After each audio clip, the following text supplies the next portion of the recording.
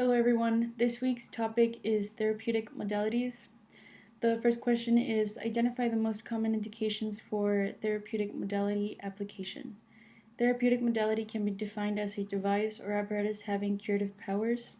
Although it states those devices have curative powers in the definition, they actually do not provide a cure, but help reduce pain and facilitate the recovery of function.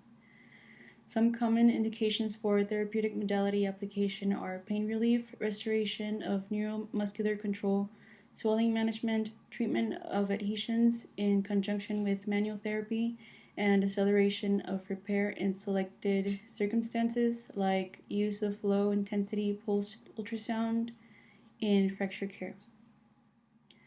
The second question is asking to describe the common forms of heat and cold, the main treatment goal, and general precautions and contradictions for each.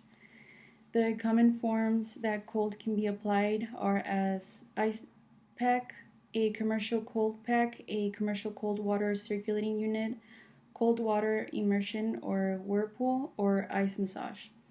The most common form of superficial heat is a moist heat pack and warm water whirlpool.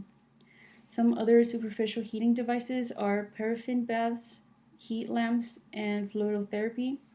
The main treatment goal is to relieve pain. Ice packs reduce tissue temperature and slow nerve conduction velocity. Therefore, fewer pain signals reach the spinal cord. The way heat applications relieve pain is less well understood. Heat likely increases activity in neural pathways in the spinal cord and brain that ultimately trigger the release of pain transmission, inhibiting neuropeptides that block the transmission of pain signals at the dorsal horn of the spinal cord.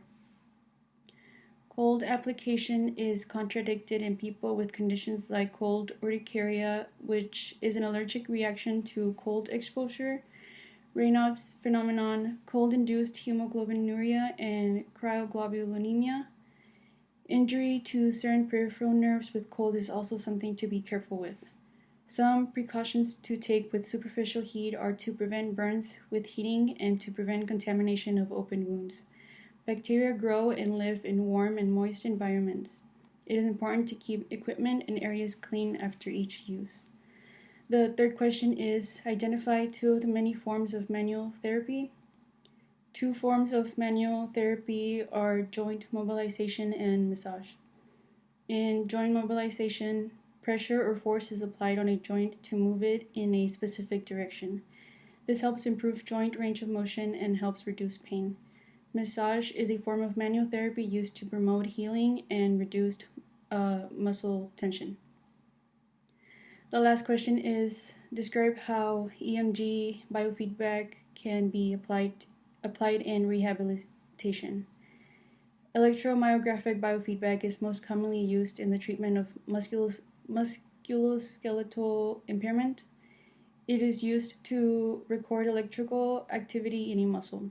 Electromyographic feedback can help patients regain volitional control of muscle to increase force production or help them learn to decrease tension in muscle.